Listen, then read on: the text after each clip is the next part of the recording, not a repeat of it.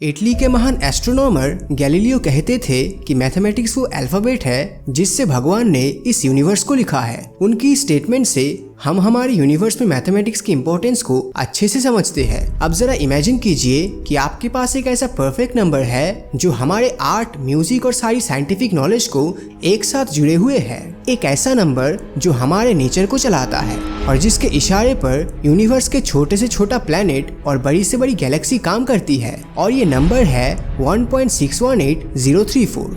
लेकिन आखिर इस नंबर में ऐसा क्या है जिससे कि इसको इतना इम्पोर्टेंस दिया जाता है? आज के वीडियो में हम यही बताने वाले हैं। दोस्तों, इस नंबर की इम्पोर्टेंस को जानने से पहले हमें फिबोनाची सीक्वेंस के बारे में जान लेना चाहिए। साल 1202 में इटली के महान मैथमेटिशियन लियोनार्डो डी पिसानो, जिन्हें हम फिबोनाची के नाम से भी जानते हैं, उन्होंने सबसे पहले फिबोनाची सीक्वेंसेस के कॉन्सेप्ट को दुनिया के सामने रखा था। हालांकि आपको बता दूं कि फिबोनाची सीक्वेंसेस का जिक्र हमें 450 बीसी के इंडियन साइंटिस्ट पिंगला की राइटिंग में भी मिलती है। 100 बीसी में भारत मुनि, 700 एडी में वीराथंक और 1100 एडी में हेमाचंद्र ने भी अपनी बुक्स में फिबोनाची सीक्वेंसेस का जिक्र किया है। फिबोनाची नंबर की शुरुआत होती है 0 और 1 से। इसके बाद हम हर बार दो कंसेक्यूटिव नंबर्स को ऐड करके इस सीरीज को आगे बढ़ाते हैं। फॉर एग्जाम्पल 0 + 1 करने पर हमें 1 मिलता है जो थर्ड फिबोनाची नंबर है, और 1 + 2 करने पर 3 मिलता है जो फोर्थ फिबोनाची नंबर है। और इस तरह ये सीरीज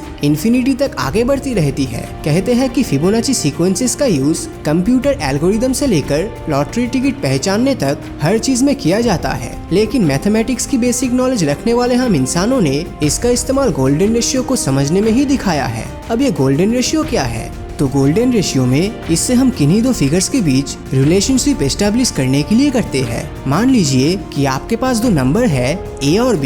यहाँ पर A लार्ज नंबर है और B स्मॉलर नंबर। तो अगर A/B = A + B/A के बराबर होता है तो हम कहेंगे कि ये नंबर गोल्डन रेशियो में है। हम इसे ग्रीक लेटर फाई से रिप्रेजेंट करते हैं और इसकी वैल्यू लगभग 1.618034 होती है। अगर कोई भी रेशियो इसके लगभग होता है तो हम उसे गोल्डन रेशियो कहते हैं। एग्जाम्पल के लिए मान लीजिए कि एक रेक्टेंगल है जिसकी लेंथ 12.94 है और ब्रेथ 8 है। अब अगर हम 12.94 को 8 से डिवाइड करें तो इसका उत्तर अप्रोक्सीमेटली 1.618 आएगा। मतलब ये गोल्डन रेशियो में है। मैथमेटिक्स में गोल्डन रेशियो का इस्तेमाल अलग अलग प्रकार के शेप्स को समझने में किया जाता है। लेकिन आखिर फिबोनाची सीक्वेंसेस और गोल्डन रेशियो में कॉमन क्या है?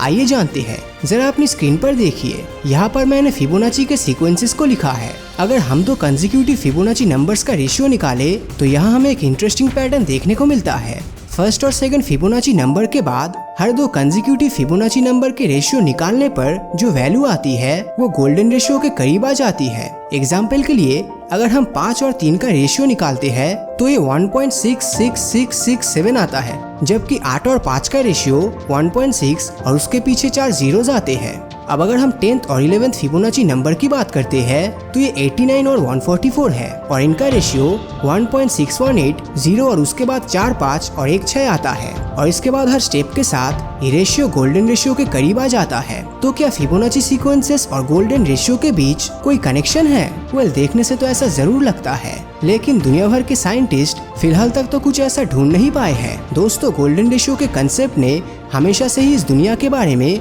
हमारी अंडरस्टैंडिंग को इन्फ्लुएंस किया है और इसका एग्जाम्पल हमें हर जगह देखने को मिलता है। इजिप्ट के पिरामिड से लेकर 126 एडी के रोम में बने पैंथियन टेम्पल और यहाँ तक कि ताजमहल के कंस्ट्रक्शन में भी हमें गोल्डन रेशियो के इस्तेमाल का सबूत मिलता है। लियोनार्डो दी विंची से लेकर पाब्लो पिकासो के आर्टवर्क तक हमें इसका सबूत मिलता है। तो हमारे एंशिएंट इंडियन से लेकर वेस्टर्न म्यूजिक में भी गोल्डन रेशियो का इन्फ्लुएंस है। बाइबल में कहा गया है कि नोआज आर्क और आर्क ऑफ द कन्वीनेंट को भगवान के द्वारा एक आदेश के माध्यम से बताए गए गोल्डन रेशियो के अकॉर्डिंग बनाया गया था। इंसानी इतिहास के आर्ट और आर्किटेक्ट में हमें गोल्डन रेशियो के हजारों इस्तेमाल दिखाई देता है। लेकिन क्या ये सभी जानबूझकर बनाया गया था? कहने का मतलब ये है कि क्या इनको बनाने वाले को गोल्डन रेशियो की नॉलेज थी?